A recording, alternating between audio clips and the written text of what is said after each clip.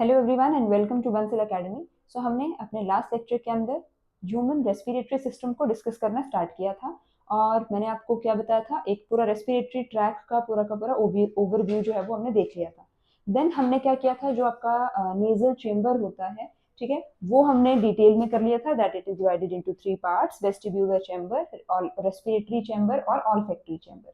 Vestibular chamber के अंदर आपके हेयर प्रेजेंट थे और म्यूकस प्रेजेंट था, जो कि एयर के साथ में, इनहेल्ड एयर के साथ में आने वाले जो डस्ट या फिर इम्प्योरिटीज थी उनको ट्रैप कर रहा था और हेल्प कर रहा था in the filtration of air.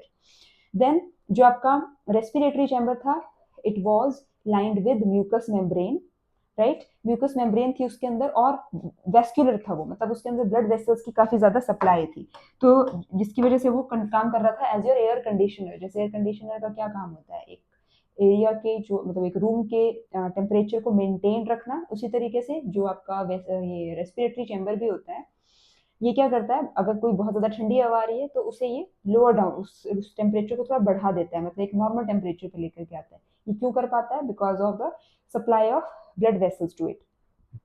उसके बाद में जो बहुत ज्यादा गर्म हवा कई बार आती है, उसे भी ये नॉर्मलाइज करता है, उसे भी एक रूम टेम्परेचर पे लेकर के आता है, उतने ही टेम्परेचर पे लेकर के आता है जितना कि टेम्परेचर हमारे लंग्स जो है वो सह सकते हैं।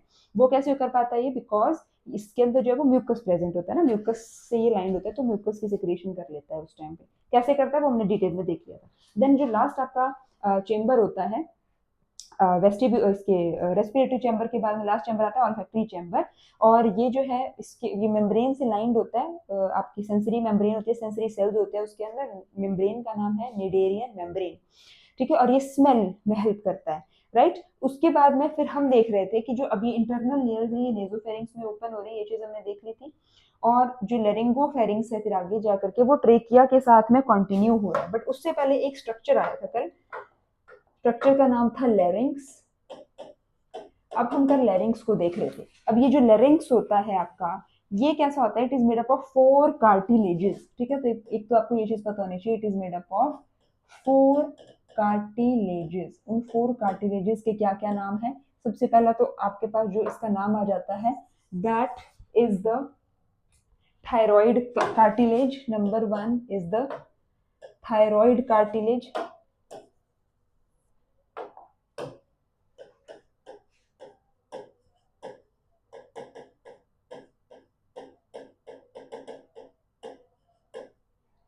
Then second one is the cricoid cartilage, और जो थर्ड वन है, this is the एरिटिनॉइड cartilage.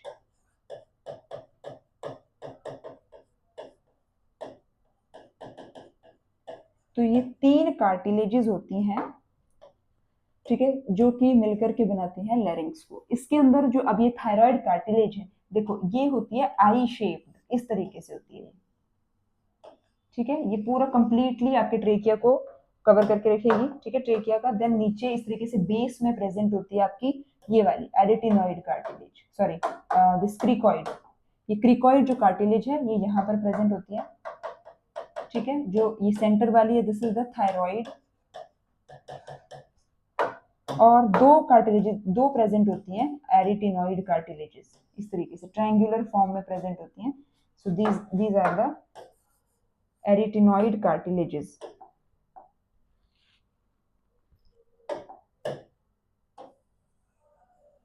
These are the arytenoid. अगर इसी को मैं आपको एक पेपर पे समझाऊं, मैंने एक पेपर पे कुछ ड्रॉ करके रखा है, इस तरीके से समझाऊं तो देखो कैसे। देखो थायराइड जो है ये एक है, जो क्रिकॉइड है वो भी कितनी है? एक है। एरिटिनॉइड जो है वो दो है। इनमें जो थायराइड वाली है ना, this is the biggest one, ठीक है। दिस थायराइड वाली, this is the biggest one. और जो आपकी एरिटिनॉइड है, दिस इज द स्मॉलेस्ट। एरिटिनॉइड जो है दिस इज द स्मॉलेस्ट। और जो ये क्रिकॉइड है ये सपोर्ट कर रही है आपकी मीडियम, ना ये ज्यादा बड़ी है ना ज्यादा छोटी है, मीडियम से साइज की है, ठीक है जी। और अगर हम बात करें कि सपोर्ट की, तो जो आपकी जो ये थायराइड कार्टिलेज होती है ना, ये थायराइड कार्टिलेज होती है, ये जो है सपोर्ट करती है फ्रंट, अपर और lower part of लैरिंग्स। This support the front, upper and lower part को सपोर्ट करती है, आपकी जो थायराइड कार्टिलेज होती है वो। देन अगर हम बात करें क्रिकॉइड की, तो it supports only the lower part, ये सपोर्ट करती है only lower part of larynx. और अगर हम बात करें एरिटिनॉइड कार्टिलेज की, तो एरिटिनॉइड कार्टिलेज जो होती है ये सपोर्ट करती है angular back, right, this support the angular back. अब देखो किस तरीके से आपको यहाँ पर इस पेज से समझ में आएगा। आपको यहाँ पर दिखाई दे रहा होगा, ये मैंने यहाँ पे ड्रॉ करके रखा हुआ है, this is the I shape में, ये जो है थायराइड है, देखो आई शेप में रेड कलर से, ठीक है, आई शेप में। उसके बाद नीचे जो है दिस इज द क्रिकॉइड, जैसे यहाँ पर ड्रॉ किया हुआ दिस इज द क्रिकॉइड, और साइड में जो है जो कि एंगुलर बैक को सपोर्ट कर रहे हैं, this are the arytenoid cartilages, ठीक है। अब ये ऐसे तो प्रेजेंट होती नहीं है, ये कैसे प्रेजेंट होती है, इस तरीके से,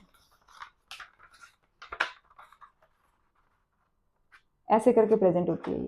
तो देखो, तो ये जो आपकी थायराइड है, ये आपको देखो फ्रंट में सपोर्ट प्रोवाइड कर रही है इस तरीके से, फ्रंट में, और फ्रंट, अपर एंड लोअर, देखो फ्रंट में सपोर्ट प्रोवाइड कर दी, अपर यानी कि इधर भी सपोर्ट प्रोवाइड कर दी, और लोअर यहाँ पर भी सपोर्ट प्रोवाइड कर दी, और इस तरीके से यहाँ पर। उसके बाद अगर हम बात करें ये क्रिकॉइड की, तो जो क्रिकॉइड होती है it support the lower part only, मतलब ये लोअर पार्ट को तो सपोर्ट करती है यहाँ से, इस तरीके से, ये जो ब्लू कलर से आपको दिखाई दे रही होगी, साथ ही बैक साइड भी ऐसे आ जाती है, ठीक है। उसी तरीके से अगर हम बात करेंगे एरिटिनॉइड की, तो एरिटिनॉइड जो सपोर्ट दी एंगुलर बैक, तो देखो ये बैक साइड इस तरीके से है ना, तो ये एंगुलर बैक को जो है ये सपोर्ट प्रोवाइड कर रही है, ठीक है। तो ये समझाने का आपको मकसद था कि आपको थोड़ा 3D उसमें समझ आ जाए, तो आई होप आप लोगों को ये चीज क्लियर हो गई होगी। उसके बाद में, ठीक है, इतना हो गया, तो ये हमने देख लिया लैरिंग्स के बारे में चीजें। अब हम देख लेते हैं कि आपका जो पूरा का पूरा देखो जो ट्रैक होता है आगे, वो कैसे काम करता है। अच्छा, इससे पहले एक और चीज है जो आपको पता होनी चाहिए, एक एपिग्लॉटिस आपने नाम का स्ट्रक्चर सुना होगा, ठीक है, एपिग्लॉटिस। तो ये जो थायराइड कार्टिलेज है ना, ये वाली, ये जो थायराइड कार्टिलेज है, अगर मैं इसको इस तरीके से बनाऊं, क्योंकि आपको मैंने अभी पेज से बताया, पेज के हेल्प से, कि ये कैसे पूरा ऐसे सराउंड करके रखता है अपर पोर्शन को, तो इसी थायराइड कार्टिलेज से जो है एक बाइलोब्ड सा स्ट्रक्चर निकलता है, ठीक है। यहाँ से एंटीरियर इसके पोर्शन से बाइलोब्ड स्ट्रक्चर निकलता है, ठीक है। तो आप इसको बोल सकते हो कि from the anterior part arises a bilobed structure which is known as epiglottis, ठीक है, थायराइड के एंटीरियर पोर्शन से इसे एपिग्लॉटिस बोला जाता है। और ये जो एपिग्लॉटिस होता है it covers the glottis,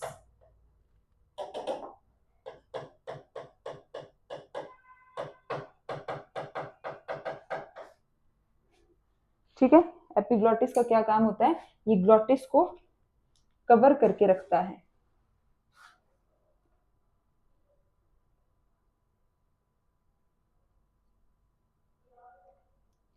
clear है, इतना समझ आ गया आप लोगों को।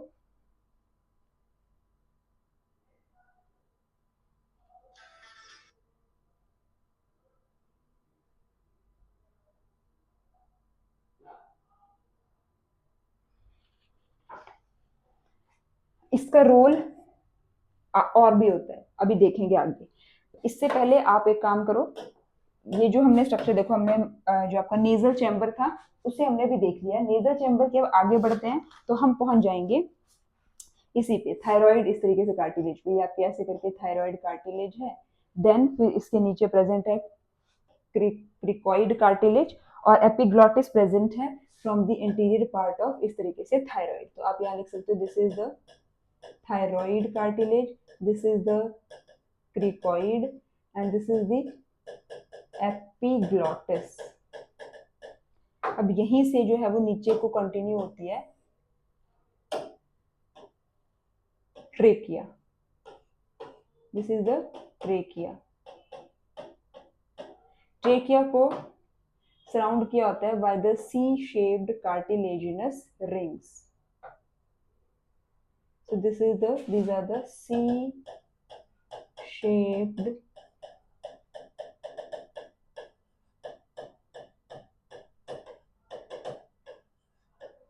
Cartilaginous rings. ठीक है जी, trachea is lined by the supported by C shaped cartilaginous rings. और यही, अब ये रिंग्स क्यों प्रेजेंट होती हैं, क्योंकि देखो अगर इस ट्रेकिया पर ये सी शेप्ड कार्टिलेजिनस रिंग्स नहीं प्रेजेंट होंगी तो ये जो ट्यूब है ना, जो हॉलो ट्यूब है, ये क्या होगी, ऐसे पिचक जाएगी। जैसे आप जब जूस वगैरह पीते हो, फ्रूटी वगैरह पीते हो, तो उसके साथ जो स्ट्रॉ मिलती है, जब आप उससे सक करते हो फ्रूट जूस को, तो क्या होता है, वो कैसे पिचक सी जाती है। तो उसी तरीके से यहाँ से भी तो हम हवा बाहर छोड़ रहे हैं, हवा ले रहे हैं, हवा छोड़ रहे हैं, मतलब इनहेल कर रहे हैं, एक्सहेल कर रहे हैं। ठीक है, तो एक टाइम तो मतलब ऐसा होगा ना कि ये तो बिल्कुल ऐसे करके सिकुड़ जाएगी, तो ये कोलैप्स ना कर जाए आपकी जो ट्रेकिया है। तो इसके कोलैप्स को रोकने के लिए यहाँ पर C shaped cartilaginous rings present होती हैं। और ये जो सी शेप्ड कार्टिलेजिनस रिंग्स है ना, ये सिर्फ आगे आगे प्रेजेंट होती है, मतलब सिर्फ एंटीरियर पार्ट पे। फॉर एग्जांपल अगर ये आपकी ट्रेकिया है ना, तो सिर्फ ऐसे प्रेजेंट होगी, ये पीछे से खाली होगा ये चीज। अब पीछे से ये, तभी इसको सी बोला गया है कि सी शेप्ड, मतलब कि सिर्फ ऐसे ही प्रेजेंट है ये, पूरी पूरी ऐसे। अगर पूरी प्रेजेंट होती तो फिर तो हम वैसा बोलते हैं कि सर्कुलर रिंग्स प्रेजेंट है, बट हम सर्कुलर वर्ड नहीं यूज करते हैं, क्योंकि ये सिर्फ आगे से सिर्फ ऐसे ऐसे प्रेजेंट होती है, पीछे से ये ऐसे खुली हुई होती है। तो ऐसा क्यों होता है, क्योंकि आगे से हमें सपोर्ट प्रोवाइड करने की जरूरत पड़ती है ट्रेकिया को। ट्रेकिया के ठीक पीछे आपकी जो है वो फूड पाइप जाती है, इसोफेगस, और इसोफेगस के ठीक पीछे फिर वर्टिब्रल कॉलम स्टार्ट हो जाता है। तो पीछे से तो इसको पैक्ड फॉर्म में रखा हुआ है कि पीछे से तो नहीं कोलैप्स करेगी, बट आगे से भी तो प्रोटेक्शन की रिक्वायरमेंट है ना। तो इसलिए आगे से जो है ये सी शेप्ड कार्टिलेजिनस रिंग्स ने जो है इसे प्रोटेक्शन प्रोवाइड करी हुई होती है। तो आप ऐसे बोल सकते हो कि एंटीरियरली, एंटीरियर मतलब आगे वाली तरफ से, the C shaped tube is complete. ठीक है, सी शेप ट्यूब यहां से तो पूरी तरीके से कंप्लीट है, ये मतलब पूरा सी ऐसे करके बना हुआ है। ठीक है, बट पोस्टीरियरली ये जो सी है, दिस इज नॉट कनेक्टेड। जैसे सी की अगर ये एक एंड है, दूसरा एंड है, तो these ends are not connected posteriorly, these are just complete from the anterior side, right. ठीक है, ऐसा क्यों होता है, बिकॉज हमारे नेक रीजन में ऐसा इसलिए होता है क्योंकि देखो ये अल्टीमेटली जा तो कहां से रही, this is our neck region. तो हमारे नेक रीजन में दो ट्यूब्स होती हैं विच आर देयर। ठीक है, दो ट्यूब्स कौन कौन सी होती हैं, एक होती है ट्रेकिया, इसके ठीक पीछे होती है इस तरीके से यहाँ पे फूड पाइप, या बोल सकते हो ईसोफेगस, फूड पाइप प्रेजेंट होती है। और फिर इनकम्प्लीट इसलिए बैक साइड से, क्योंकि बैक साइड से एक तो ईसोफेगस है, और ईसोफेगस के पीछे क्या है, वर्टिब्रल कॉलम है, राइट। तो इसीलिए जो है फिर ये आपकी इनकम्प्लीट होती है पीछे वाली तरफ से। ठीक है, इतना क्लियर हो गया, ये बड़ी इंपॉर्टेंट चीज है।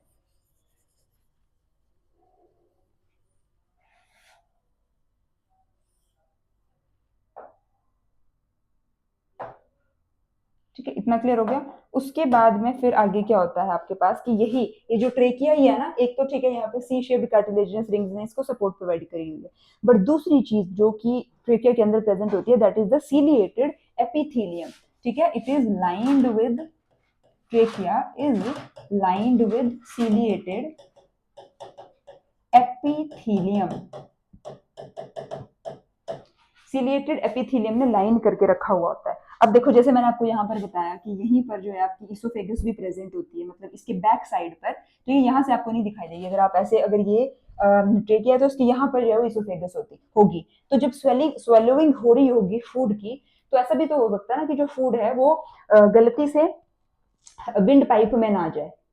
ठीक है, हो सकती है ये चीज, जैसे फूड पाइप के अंदर खाना जा रहा है, तो यहाँ से मतलब हल्का सा ये इस तरफ आ गया, तो उस चीज को प्रिवेंट करने के लिए जो एपिग्लॉटिस होता है, वो एक फ्लैप लाइक स्ट्रक्चर होता है, ये क्लोज कर देता है, जो विंड पाइप होती है ना उसको क्लोज कर देता है आपका जो एपिग्लॉटिस होता है वो। तो आप क्या बोलोगे, epiglottis it is a small movable flap. ठीक है, यहाँ पर आप इसका फंक्शन लिख सकते हो कि it is a small movable flap, जो कि ओरिजिनेट हुआ है कहाँ से, जो आपकी थायराइड कार्टिलेज है। ठीक है ना, थायराइड कार्टिलेज है, वहां से अराइज हुआ ये bilobed structure, small movable flap है। ठीक है, दैट प्रोटेक्ट द लैरिंग्स। ठीक है, फ्लैप जो कि क्या करता है, इट प्रोटेक्ट लैरिंग्स को भी प्रोटेक्ट कर रहा है ये, एंड विंड पाइप। ठीक है, इन दोनों चीजों को जो है ये प्रोटेक्ट कर रहा है, या फिर ठीक है, from food and liquid during swallowing, from food and liquid during swallowing, कोई भी चीज को swallow करते बाद। तो जब भी हम रेस्ट कर रहे, जब रेस्ट पे होता है जब आपका, तो एपिग्लॉटिस जो है वो अपराइट होता है। तो ऐसे करके जैसे अभी बना रखा है मैंने वैसे अपराइट होता है ये, जब भी आप कोई खाना वाना कुछ नहीं खा रहे उस टाइम पर, ठीक है, जिसकी वजह से फिर हम नॉर्मली सांस ले पाते हैं, allowing the air to pass through. But जब हम स्वेलो कर रहे होते हैं तो जो एपिग्लॉटिस होता है वो क्या करता है, it folds backward to cover the larynx. जैसे खाना खाएंगे तो ये बैकवर्ड की डायरेक्शन में जो है ये ऐसे करके फोल्ड हो जाएगा और प्रिवेंट करेगा the food and liquid from entering into the wind pipe and the lungs. ठीक है जी। और एक बार जब हमने स्वॉलोइंग कर ली, ठीक है, जैसे ही हमने खाना निगल लिया या पानी जो है वो निगल लिया, तो एपिग्लॉटिस जो है वो वापस इसी तरीके से अपराइट हो जाता है, अपराइट पोजीशन में आ जाता है अपनी ओरिजिनल पोजीशन में। तो अगर आपसे ये चीज पूछी जाए कि जो एपिग्लॉटिस उसकी ओरिजिनल पोजीशन क्या होती है, तो आप बोलेंगे अपराइट। नॉर्मली ये अपराइट पोजीशन में होता है व्हेन एट द रेस्ट, जब कोई खाने वाला कोई खाने वाने की एक्टिविटी नहीं हो रही है उस टाइम पर, राइट।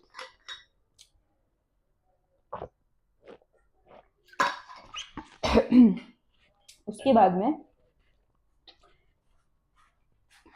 इतना देख लिया हम लोगों ने, उसके बाद में देखो अब देखो हमने कहाँ तक कर लिया चीजों को। तो मैंने आपको क्या बोला था कि हम एक एक करके डिस्कस करेंगे। तो हमने देखो ये जो आपका नेजल चेम्बर था ये कर लिया। अब हमने ये वाला, ये जो एक ट्यूब थी ट्रेकिया, ये चीज भी कर ली।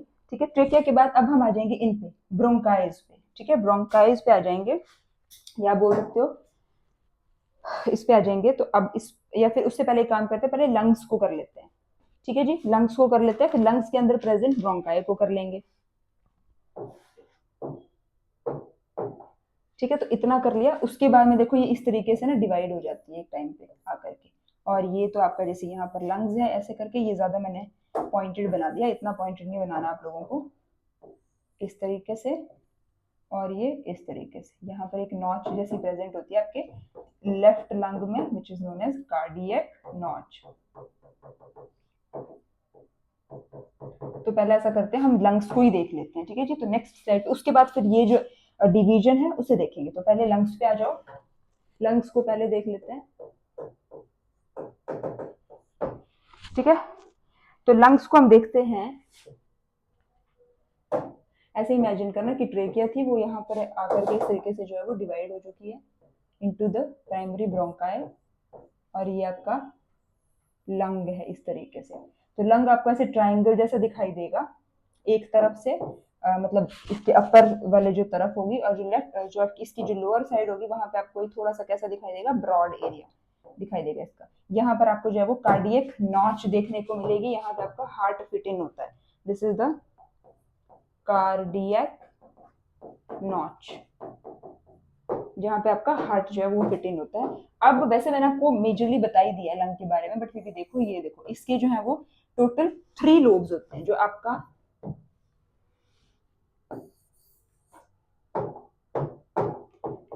ये जो आपका लेफ्ट सॉरी ये जो आपका राइट लंग है, इसके कितने लोब्स हैं, 3, एक लोब, दूसरा लोब और तीसरा लोब। जबकि अगर हम बात करें आपके ये लेफ्ट लंग की,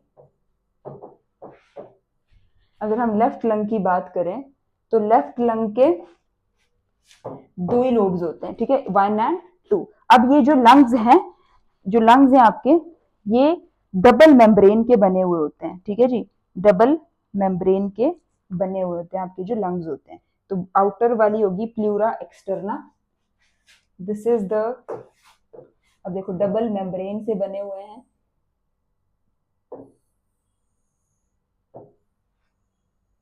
तो उसी डबल मेम्ब्रेन को एक तो हम बुला लेते हैं प्लूरा एक्सटर्ना। ठीक है, और अंदर वाली आ जाती है प्लूरा इंटरना, प्लूरा इंटरना। ठीक है, उसके बाद this is the inter plural space, ये है इंटर प्लूरल स्पेस जो कि इन दोनों मेम्ब्रेन के बीच में प्रेजेंट होता है। This is the inter plural space.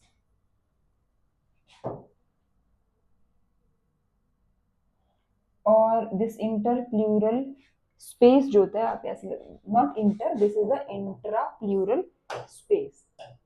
ठीक है,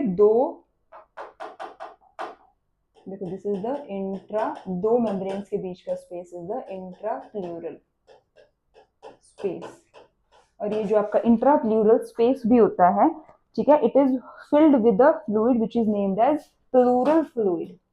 ये फिल्ड हुआ होता है आपका प्लूरल फ्लूइड के साथ में, और यहाँ पर हमेशा ही आपको नेगेटिव प्रेशर मिलेगा देखने को, ठीक है, इसी प्लूरल फ्लूइड के प्रेजेंट होने की वजह से ये जो दो मेम्ब्रेन्स हैं, ठीक है, that is your pleura externa और प्लूरा इंटरना, ये दोनों आपस में कनेक्टेड फॉर्म में रह पाते हैं, कैसे, due to the presence of this pleural fluid in them. और ठीक है, इसके नीचे एक आपको स्ट्रक्चर देखने को मिलेगा, दैट इज द डायाफ्राम। बड़ा, ये देखो, ये आपको इस तरीके से यहाँ पे एक स्ट्रक्चर देखने को मिलेगा, below the both of the lungs, this is the diaphragm.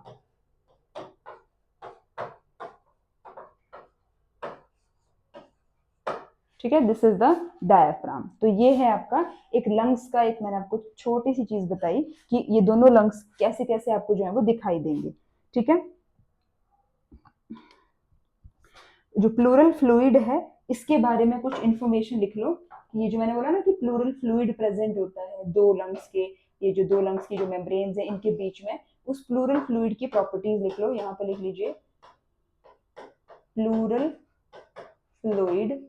तो ये जो प्लूरल फ्लूइड होता है, it act as a lubricant, एक तो it act as a lubricant, दूसरा it act as a shock absorber, या फिर आप लिख सकते हो protect the lungs from shocks, ठीक है, किसी भी तरीके की मैकेनिकल शॉक से प्रिवेंट करता है। And it held the both the membranes together, it held both the membranes, both the membranes कौन सी, pleura externa and pleura interna together. इन दोनों मेम्ब्रेन्स को जो है ये एक साथ होल्ड करके रखता है। आपका जो प्लूरल फ्लूइड होता है वो कहाँ पे प्रेजेंट है, ये इंट्रा प्लूरल स्पेस के अंदर प्रेजेंट है आपका जो प्लूरल फ्लूइड है वो, ठीक है। और जो डायाफ्राम मैंने आपको अभी अभी लिखवाया वहां पर, ये क्या कर रहा है, this is separating the thoracic cavity from the abdominal cavity, क्योंकि जो आपके लंग्स हैं these are present in the thoracic cavity. Diaphragm के ऊपर वाला पोर्शन थोरेसिक कैविटी, डायफ्राम से नीचे वाला पोर्शन एब्डोमिनल कैविटी। तो आप यहाँ पे लिखोगे it separates thoracic cavity from abdominal cavity,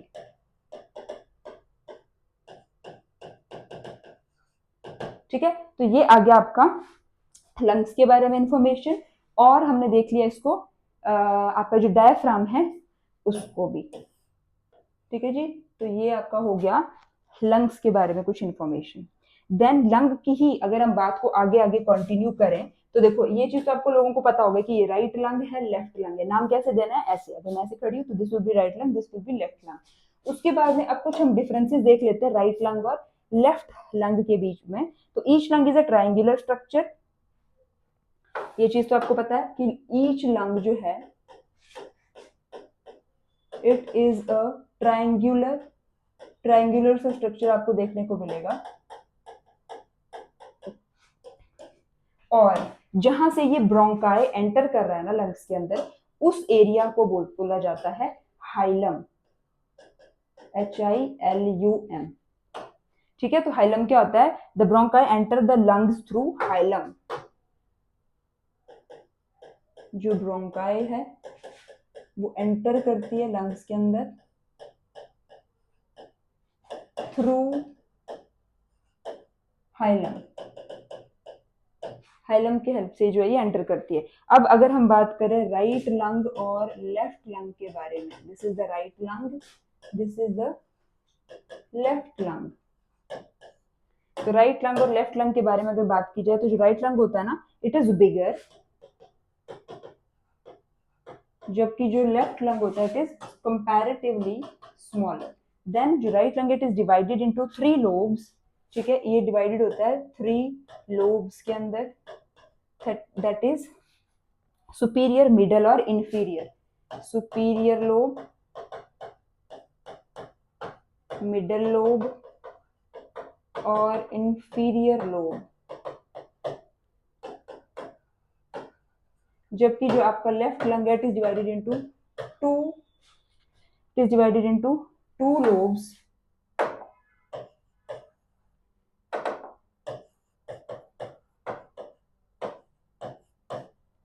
superior and inferior. ठीक है, दो लोब्स के अंदर डिवाइडेड है ये। देन अगर एक के अंदर कार्डियक नॉच है, एक के अंदर कार्डियक नॉच नहीं है, तो राइट के अंदर there is no cardiac notch and जो लेफ्ट है there is presence of cardiac notch. तो जितने भी मैंने आपको यहाँ पर डिफरेंसेस करवाए हैं वो मैंने आपको ऑलरेडी डायग्राम के अंदर दिखा दिए हैं। So this is the superior, this is the superior lobe, this is the inferior lobe, this is the inferior. उसी तरीके से ये सुपीरियर, दिस इज इंफीरियर, और जो बीच वाला लोब है this is the middle lobe. अब अगर लार्ज और जैसे अगर एक बड़ा है एक छोटा है लंग आपका, तो ऑब्वियसली इसके साइज के अंदर भी डिफरेंस आएगा, सॉरी वेट के अंदर। तो इसका वेट होता है आपका राइट वाले का, क्योंकि बिगर है तो इसका वेट होता है आपका 620 ग्राम्स, और जो लेफ्ट वाला है इसका होता है आपका 560 ग्राम्स वेट होता है इसका। ठीक है जी, जो आपका लेफ्ट लंग होता है उसका। Both the lungs are surrounded by the double layered membrane, ये आपको पता ही है कि दो डबल लेयर्ड मेम्ब्रेन से सराउंडेड होते हैं दोनों ही लंग्स। ठीक है, ये लेयर, एक लेयर, दो लेयर, डबल लेयर्ड मेम्ब्रेन है। इतना क्लियर हो गया। अब हम आगे क्या देखेंगे कि ये जो देखो, अब हमने मैक्सिमम पूरा का पूरा ये स्ट्रक्चर देख लिया एक तरीके से आपका रेस्पिरेटरी सिस्टम, कि कहाँ से ये स्टार्ट हो रहा है, नेजल चैम्बर, ट्रेकिया वाला ये वाला पोर्शन, देन हमने लंग्स का देख लिया। अब हम अपने नेक्स्ट लेक्चर के अंदर देखेंगे कि ये जो ब्रोंकाई है ये किस तरीके से डिवाइडेड है। तो दैट इज नेम होगा आपके टॉपिक का ब्रोंकियल इंटरकोम, राइट। तो आई होप आप लोगों को इतना चीजें समझ में आ गई होंगी। अब नेक्स्ट लेक्चर से जो है हम लोग स्टार्ट करेंगे ब्रोंकियल इंटरकोम के साथ में। तब तक अपना इतना रिवाइज कर लीजिए। Thank you so much.